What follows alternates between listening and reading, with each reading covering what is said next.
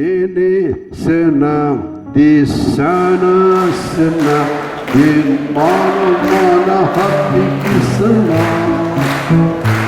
Di sini senang, di sana senang, di mana-mana hatiku senang. La la la la, la la la la, la la la, la la la.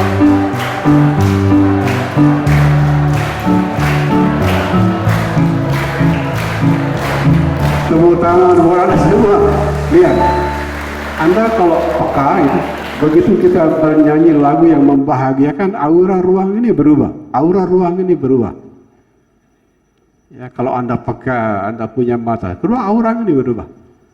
Nah, titip ke para sahabat guide, para adik-adik mahasiswa yang akan jadi spiritual guide. Ya, the spirit inside must be happiness. The deeper spirit is peace. Jadi, jemputlah turis di bandara dengan spirit happiness. Kalau bisa hantar mereka pulang the spirit kedamaian. Sebut itu sebagai the inner Bali. Jadi Bali yang ada di dalam diri. Tetua Bali menyebutnya Paramasanti. Nah, setelah Anda terangkan ke para wisatawan tentang cahaya Pulau Bali dan sumber-sumbernya, bilang, I give you already the inner Bali. Bali di dalam diri. Bagaimana menerangkannya? Yang unik di Bali adalah satu-satunya pulau di seluruh dunia yang merayakan tahun baru dengan Hari Raya Nyepi. Guruji pernah terbang ke beberapa negara, dulu sekolah di Inggris dan Perancis, pernah mengajar di beberapa kota di Asia. Kalau di Indonesia semua pulau besar pernah dikunjungi. Tapi hanya di Bali, tahun baru kita rayakan dengan Hari Raya Nyepi. Di tempat lain Anda tahu tahun baru ribut dengan musik, dengan pesta, geledak-leduk. Di Bali terbalik, kita merayakan Hari Nyepi. Kenapa mesti Hari Raya Nyepi? Kata-kata manusia adalah energi yang selalu mengundang datangnya energi tandingan. Begitu Anda bilang benar, nanti ada orang yang mengatakan salah. Begitu Anda bilang baik, nanti ada yang bilang buruk. Mau secanggih apapun metodologi penelitian para profesor, seperti itulah nasib kata-kata manusia. Dia selalu mengundang datangnya energi tandingan. Makanya kata-kata manusia itu rawan melahirkan konflik dan perang. Dan konflik dimulai dengan konflik di dalam. Anda merasa benar, salah, buruk, baik. Sebagian orang belajar agama, kemudian setelah belajar agama sakit mental. Itu diteliti di barat. Agama bikin manusia sakit mental, ada yang menyimpulkan seperti itu. Benar, kalau agama menimbulkan perang konflik di dalam. Benar, salah, buruk, baik. Indahnya Hari Raya Nyepi, only in the depth of silence you stop producing new conflict using human words. Hanya tatkala Anda hening dan sepi, Anda berhenti melahirkan konflik melalui kata-kata manusia. Para sahabat yang belajar Jalaluddin Rumi, itu pujangga besar abad ke-13, silence is the only language of God. The rest is only poor translation. Hening dan sepi adalah satu-satunya bahasa Tuhan. Selebihnya hanya kekeliruan dalam penterjemahan. Sehingga you can imagine seberapa bercahayanya jiwa Anda kalau Anda setiap hari berbicara dengan satu-satunya bahasa Tuhan. Tepuk tangan. The only language of God. Ya, Jalaluddin Rumi abad ke-13, tapi Hari Raya Nyepi di Bali lebih tua dibanding abad 13. Dan above all, di atas semuanya, in the depth of silence, there is synthesis negative and positive inside, giving birth to the beautiful light. Di atas semuanya, kalau Anda hening dan beningnya dalam, terjadi sintesis negatif positif di dalam yang melahirkan cahaya. Guruji pernah berjumpa banyak guru spiritual. Sekarang kalau dunia terbuka lewat YouTube dan lain-lain kelihatan sekali. Ya. Tapi cahaya seorang guru spiritual sangat tergantung seberapa dalam dia mengerti keheningan.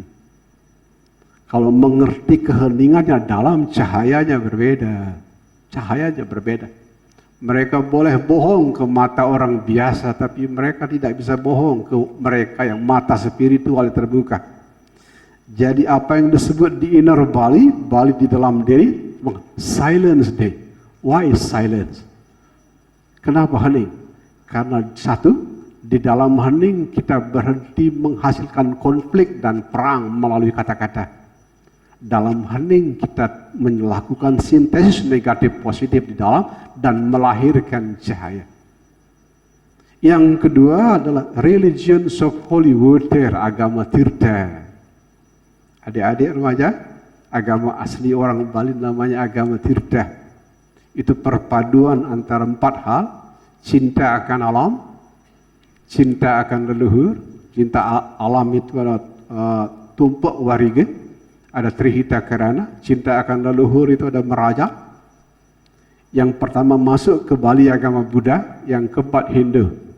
Perpaduan dari 4 hal ini membentuk agama tirta sebagai tambahan sejarah. Nah, relevansi kekiniannya adalah apa itu agama tirta? Water logic, logika air.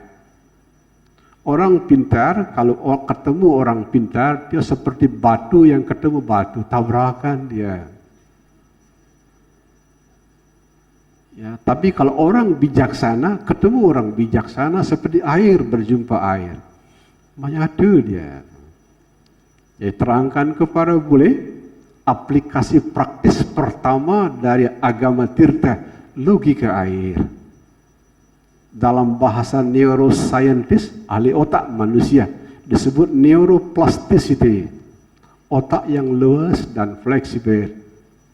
Jiwa-jiwa yang gelisah, apalagi sakit kronis, umumnya otaknya kaku. Saya benar, orang salah. Agama saya benar, agama orang lain clear. Itu otaknya kaku. Yang pertama-tama sakit adalah yang bersangkutan.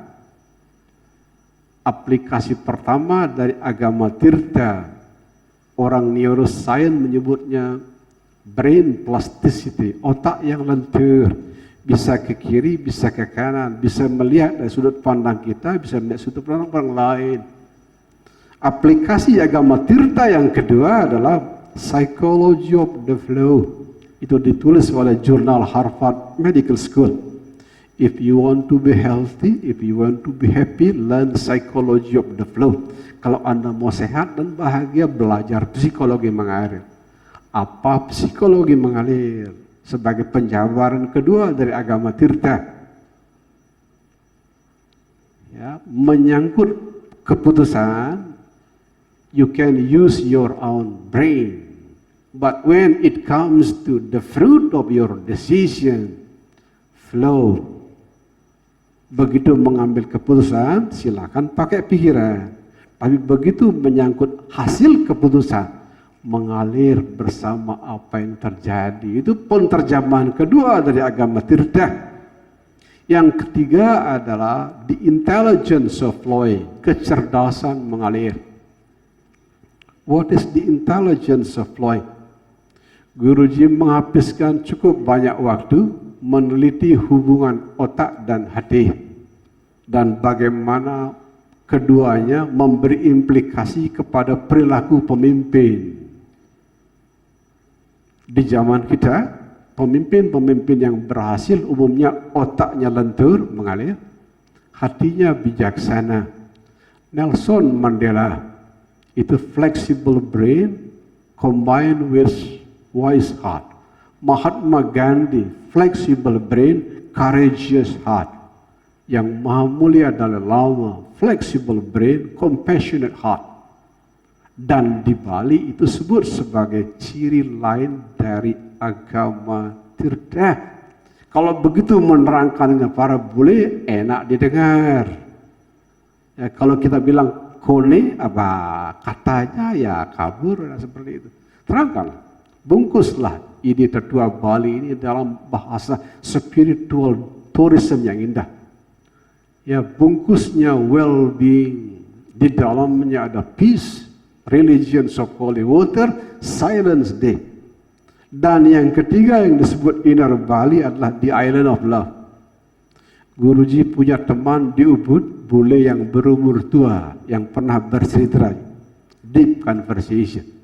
Bule di Ubud itu mengatakan, tempat menua terindah di seluruh dunia ada di Pulau Bali. Tepuk tangan dulu dong. Ya, tempat menua terindah di dunia Pulau Bali, karena beliau udah memilih di Bali, tinggal di Bali dan di Ubud. Ketika saya tanya, kenapa Anda bilang Bali sebagai tempat terindah menua? Anda lihat di Bali ini, orang tua tidak saja dicintai ketika hidup, bahkan ribuan tahun setelah wafat pun masih dicintai di Pura Merajan. Sehingga jauh sebelum Elizabeth Gilbert menyebutkan Bali sebagai pulau cinta kasih, jejak-jejak cinta kasih di Pulau Bali sudah lama dan panjang. Salah satunya Pura Merajan, ekspresi cinta kasih kita yang dalam kepada orang tua. Tidak saja tatkala mereka masih hidup, bahkan jauh setelah mereka wafat. Dan itu hanya mungkin terjadi kalau Anda combining flexible brain and wise heart. Itu penjelasan lebih lanjut dari Religions of Holy Water.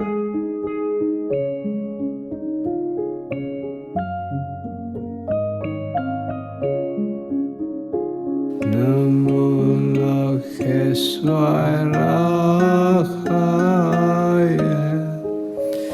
Namo Lokeswaraya